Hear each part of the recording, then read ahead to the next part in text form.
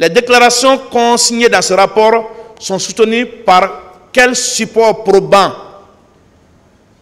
Le ministère public, dans le débat ici, vous a dit que moi je m'en fous du rapport de la commission d'enquête nationale.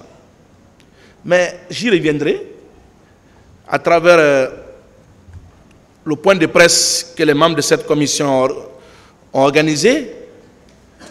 Parce qu'au moins dans ce rapport, le rapport de la commission d'enquête nationale, vous avez les photos de certaines victimes, l'identité des victimes.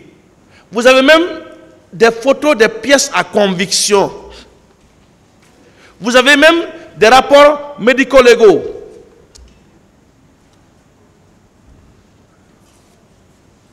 Mais dans le rapport de la commission d'enquête internationale, on aligne juste des discours, on s'approprie de manière aveugle des travaux de l'OGDH, qui est partie civile dans ce dossier.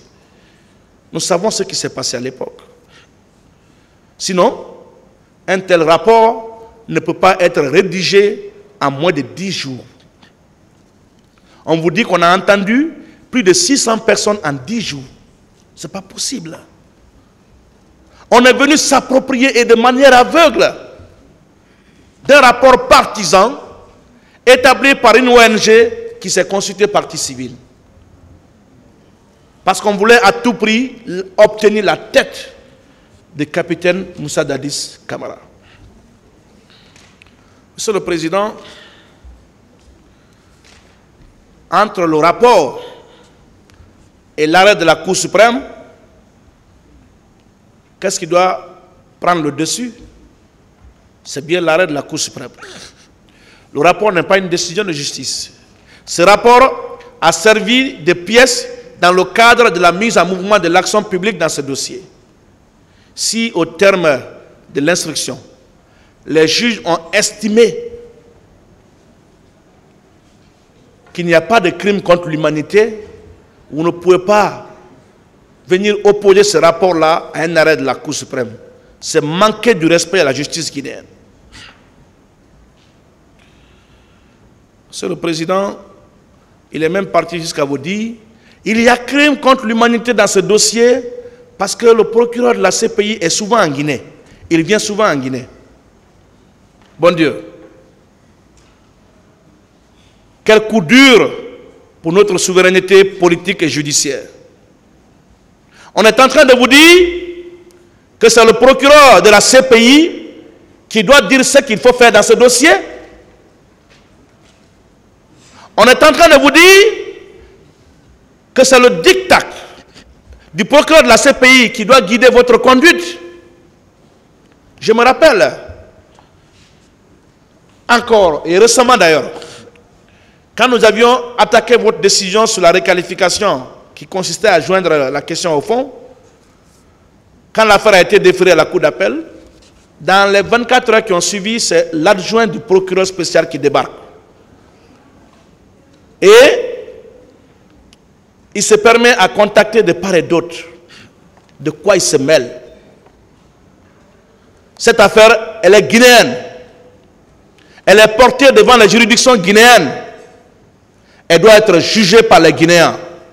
La CPI, je ne parle même pas de la CPI, je parle du procureur de la CPI, parce que quand on parle de la CPI, il n'y a pas que le procureur de la CPI. Et je parle du procureur de la CPI. La CPI n'a rien à faire dans ce dossier. Si le parquet s'est déjà, n'est-ce pas, familiarisé ou, je ne veux dire, créé ou subordonné à la CPI, ça n'engage que lui. Mais ici, ce n'est pas la CPI, ce n'est pas le procureur qui dirige ce procès, Monsieur le Président. Donc ce n'est pas un argument. Et les crimes qu'on est en train de poursuivre, ce sont des crimes de droit commun qui échappent à la compétence de la CPI. Donc ce n'est pas un argument de dire, ce n'est pas parce que le procureur fait souvent des visites en Guinée. Avant l'intervention de l'ordonnance de règlement, mais les juges en charge du dossier ont eu plusieurs entretiens avec le procureur de la CPI. Plusieurs entretiens. Fatou Bensouda a mené plusieurs missions en Guinée. Et ces magistrats également ont mené des missions, des voyages d'études en Europe. Mais cela ne les a pas empêchés d'écarter les crimes contre l'humanité et renvoyer ces accusés pour les crimes de droit commun. Je me suis en train de me dire, peut-être que les 3 magistrats ont résisté à l'époque de céder au dictat du procureur spécial. Ils veulent passer par ces nouvelles figures qui incarnent désormais le parquet près de cette juridiction pour obtenir ce qu'ils n'ont pu obtenir auparavant. Mais ils sont venus déjà en retard dans un monde très vieux. Monsieur le Président, ce complexe d'infériorité, cette renonciation à la souveraineté judiciaire de notre pays ne doit pas être consommée dans ce prétoire. La Guinée de Sékou Touré ne mérite pas ça. Sékou Touré, on peut tout dire de lui. Chacun a sa perception de l'homme, mais il s'est au moins battu pour que la Guinée et les Guinéens soient respectés. Je n'ai pas vécu cette époque, mais je sais que les détenteurs du passeport guinéen étaient respectés partout où ils étaient. Je sais que les Guinéens étaient disciplinés. Je sais qu'il s'est battu pour que la Guinée soit respectée, n'est-ce pas, dans la sphère des nations. Donc on ne peut pas, dans ce procès, rabaisser notre souveraineté. Je refuse cela, Monsieur le Président, honorable assesseur.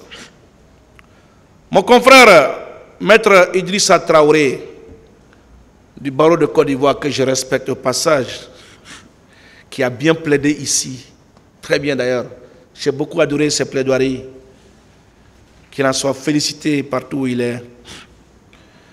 Mais en l'écoutant, en l'observant, j'ai vu un habitué de la défense, il a même dit, un habitué de la défense qui était embarrassé, gêné, parce que ce qu'il disait, il le faisait sans conviction.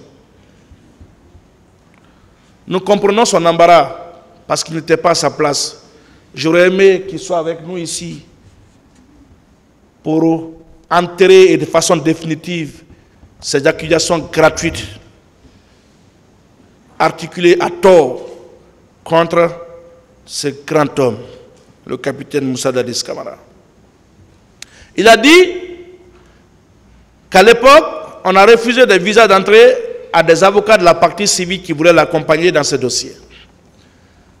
Mais c'est le président Dadis qui délie les visas. Donc quand on est chef d'État encore, on doit s'occuper des détails de ce genre. Vous pouvez imputer encore cela au capitaine Moussa Dadis Camara. Mais ce n'est pas un extraterrestre. Et même si c'était le cas, est-ce que cela constitue en soi un acte de complicité? Monsieur le Président, il a dit une chose qui m'a dérangé. Et je vais répondre. Il a dit qu'il n'a jamais connu un conflit aux conséquences catastrophiques comme les événements du 28 septembre 2009. Je ne banalise pas ce qui s'est passé le 28 septembre 2009. Je ne banalise pas, loin s'en faut. J'ai du respect pour les victimes. Même si certains en ont fait un business, et j'y reviendrai. Certains ont sucé le sang des victimes. Ils ont profité des victimes. Ils ont abusé des victimes. J'y reviendrai. J'ai beaucoup de respect pour ces victimes. Et je renouvelle encore la compassion du capitaine Moussa Dadis pour ces victimes, qui a toujours été préoccupé par la manifestation de la vérité. Je rappelle à ses confrères que 28 septembre, ce n'était pas un conflit. Ce n'était pas un conflit.